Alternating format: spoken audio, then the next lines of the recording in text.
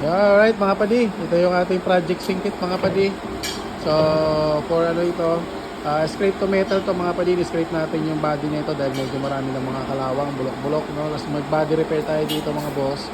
Ayan, so scrape to metal yan, tsaka engine refresh mga padi. Ito yung makina niya mga padi. Oh. Yan. Tapos, yan ngayon. So dahil masama yung panahon, medyo naantala yung ating pagbubuga ng sasakyan na to mga padi. Kaya ito, nagpa-primer na rin naman tayo ngayon. Tsaka medyo marami rin kasi talaga yung body repair dito, tsaka bulok dito mga padi. Kaya medyo natagalan sa preparasyon. Yung talagang pinakamatagal mga padi sa pagpipintura, yung mga ano, yung mga body repair, mga bulok-bulok.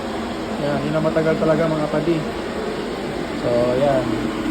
Tapos yung masama pa yung panahon natin mga padi, ang hirap makipagsabayan, no? So, ngayon, yan, primer na siya. Para lagyan na din ng masilya yung ibang mga tama-tama nito mga padi. Alright.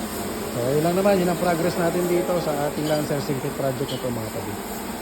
Primer muna tayo. Alright.